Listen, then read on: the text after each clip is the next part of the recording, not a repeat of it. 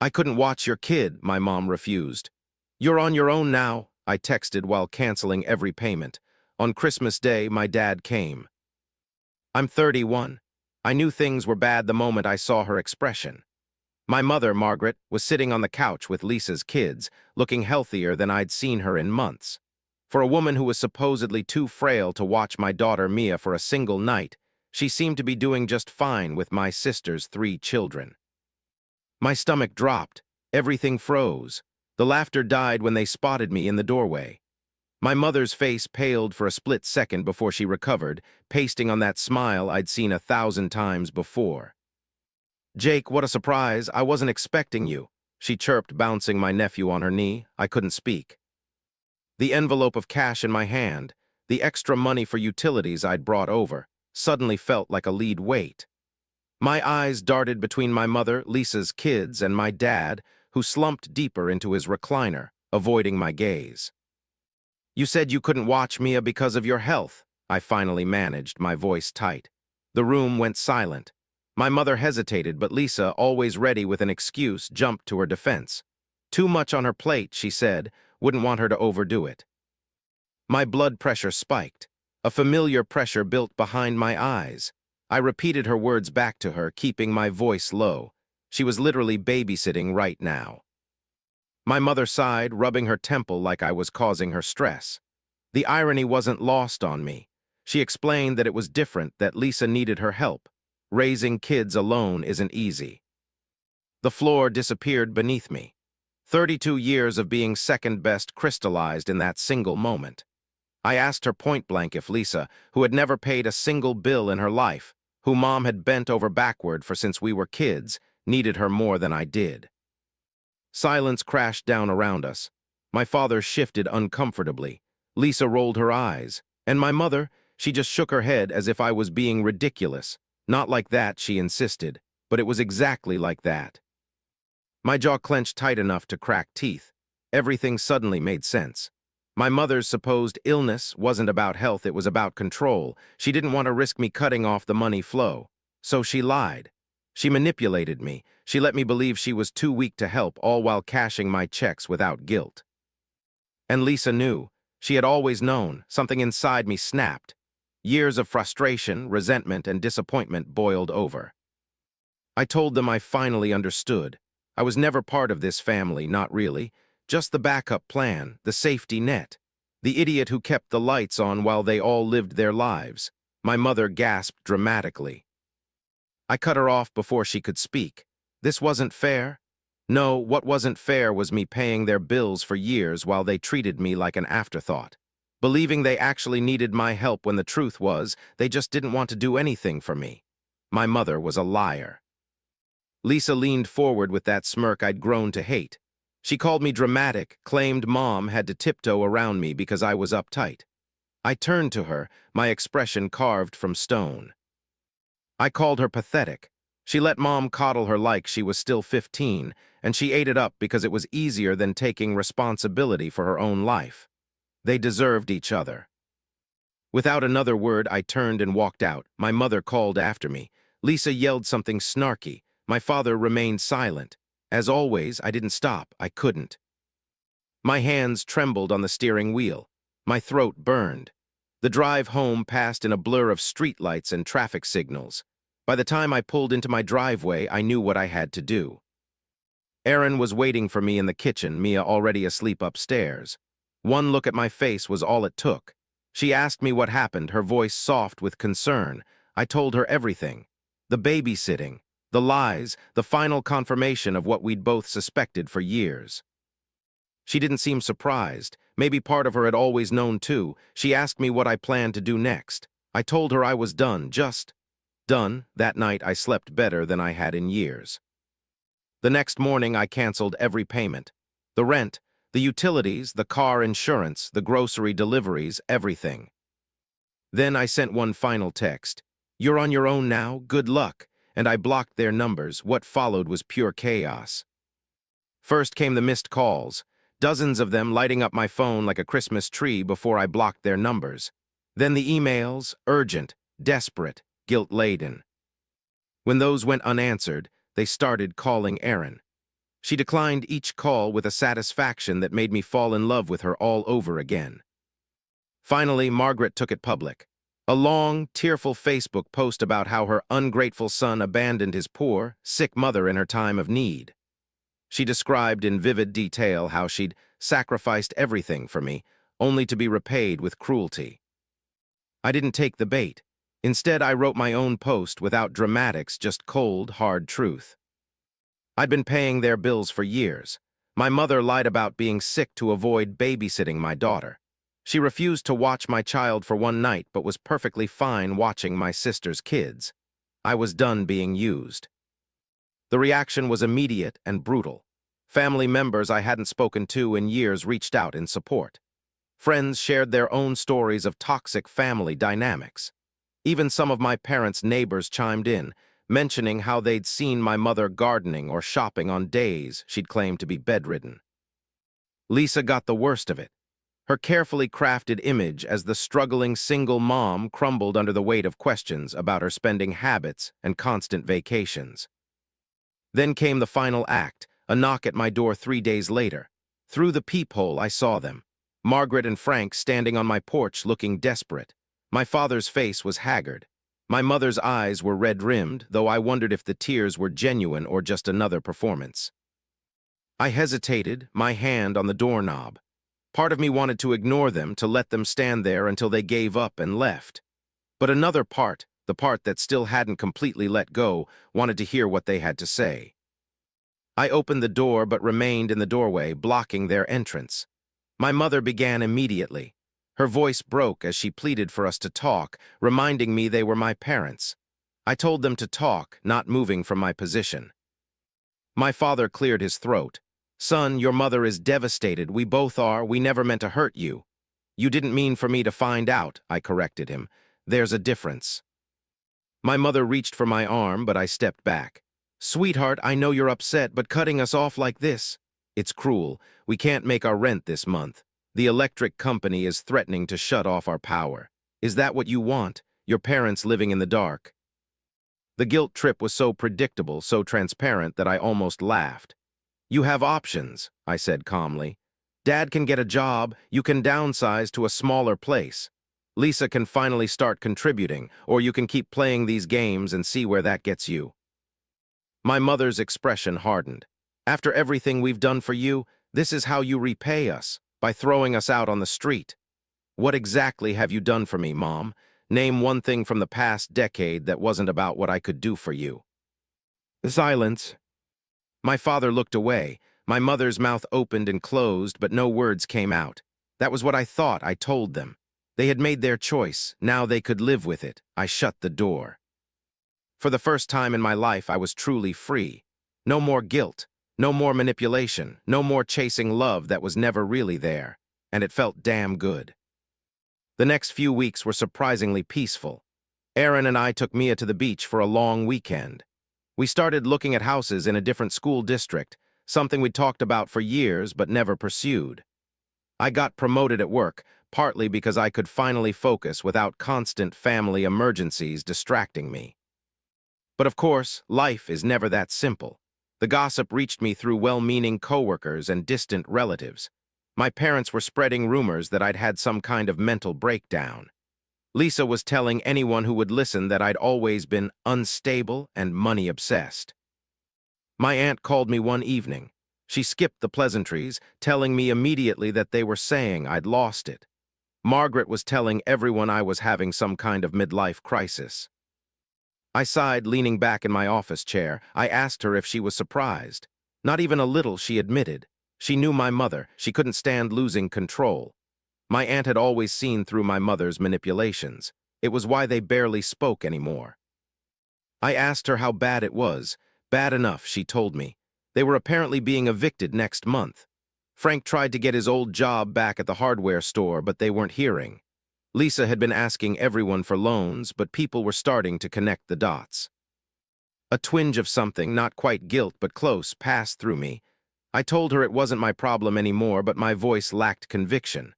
My aunt was quiet for a moment. She agreed it wasn't and acknowledged I'd done more than enough.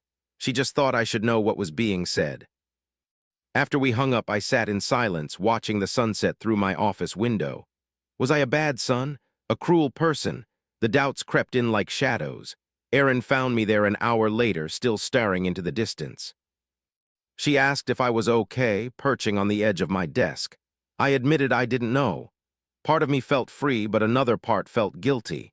She took my hand, her expression serious. She reminded me that I'd supported them for years. I'd given them more chances than they deserved. All they had to do was be honest with me, treat me with the same respect they gave Lisa. They couldn't even do that. She was right. I knew she was right. I confessed my worry about what would happen when they really needed help, when they were elderly and genuinely couldn't take care of themselves. Erin squeezed my hand. That was a bridge to cross when we got there, she told me. But supporting them didn't have to mean being manipulated by them. There was a difference between helping parents and being their personal ATM. I nodded, pulling her into my lap. I asked her when she got so wise. She claimed she'd always been wise. I was just finally listening. 2 months passed. Mia learned to count to 20, a development that brought me more joy than any promotion ever could. We put an offer on a house in a quiet neighborhood with good schools. Life moved forward. Then came the Christmas card. It arrived on a Tuesday, nestled between bills and grocery store flyers. No return address, but I recognized my mother's handwriting immediately. Inside was a generic holiday card with a family photo. My parents and Lisa with her kids, everyone smiling as if nothing had changed. On the back, a single line in my mother's looping script. "We miss you," no apology, no acknowledgement of what had happened, just 3 words that were supposed to make everything better. I tossed it in the trash without a second thought. That evening, as Erin and I decorated our Christmas tree, the doorbell rang.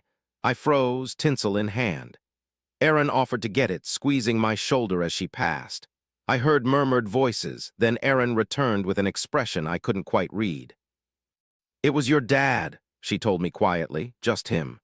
My father stood in the entryway, hands in his pockets, looking smaller than I remembered. His hair had gone completely gray since I'd last seen him. Deep lines etched his face. We exchanged terse greetings. I asked him what he was doing here. He glanced at Erin, then back to me. He asked if we could talk just for a few minutes. Erin gave me a look that said it was my call. I nodded, and she took Mia upstairs for her bath, leaving us alone. I gestured toward the living room, and we sat on opposite ends of the couch, the partially decorated Christmas tree blinking between us. "Your mother doesn't know I'm here," he began, staring at his hands. "She'd be furious if she found out. That got my attention.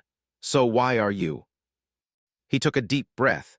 "Because I owe you an apology, a real one, not whatever manipulative nonsense your mother's been trying." I didn't respond. I'd heard too many hollow apologies over the years. He continued, his voice rough.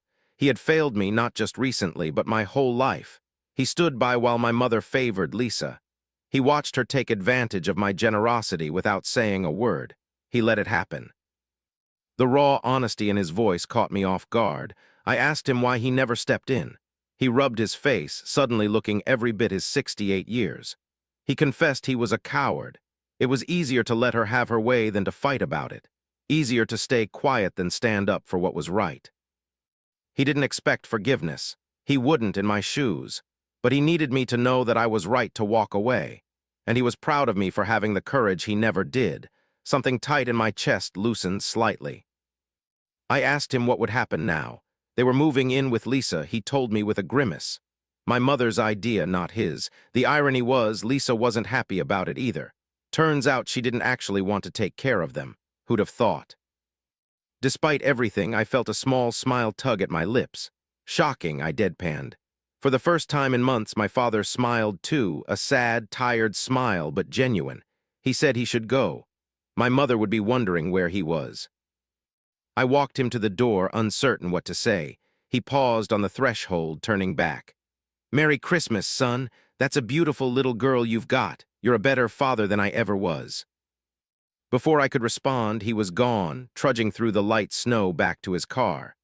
I closed the door, leaning against it, oddly shaken. I hadn't expected him to acknowledge his failures, let alone apologize for them. It didn't erase the past, but it was something. Erin found me still standing there minutes later. She asked if I was okay. Yeah, I said, surprising myself by meaning it. I think I am. That night, as we finished decorating the tree, I thought about family, not the one I was born into, but the one I'd chosen. Erin, who loved me without conditions. Mia, who looked at me like I hung the moon. Even my friends and coworkers who'd stood by me through everything. They were my real family, not perfect, but real. We moved into our new house, a modest 4-bedroom with a backyard big enough for a swing set.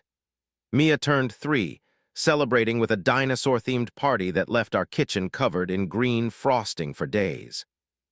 I heard from my father occasionally, brief, awkward phone calls that neither of us quite knew how to navigate. My mother still refused to apologize, telling anyone who would listen that I was the one who needed to make amends. Lisa had apparently kicked them out after 2 months, unable to handle their constant demands. They were now renting a small apartment on a fixed income. Part of me felt vindicated. They were finally facing the consequences of their actions. But another part felt sad, not for them exactly, but for what could have been. For the relationships we might have had if things had been different.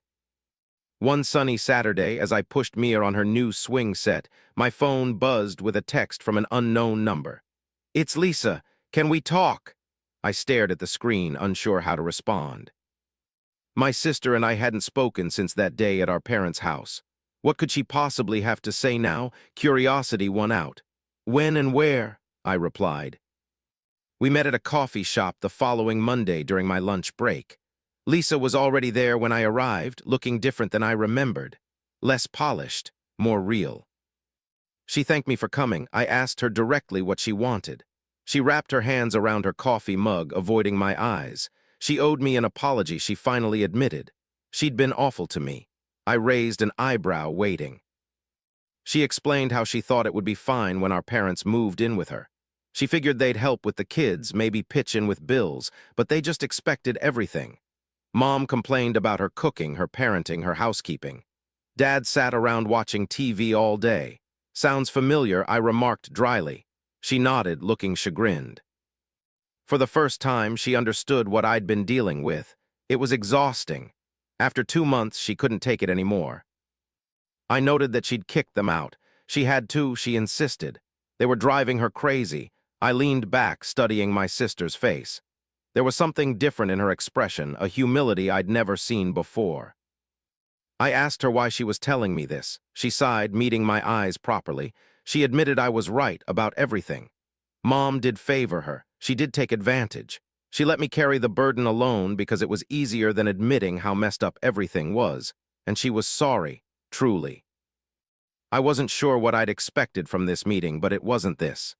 Lisa had never apologized to me, not once in 32 years. I told her I appreciated that, but one apology didn't erase decades of behavior. She quickly agreed. She wasn't asking for forgiveness. She just needed me to know that she saw it now, what they did to me, what she did. She was trying to be better for her kids. Something in her words struck a chord. For my kids.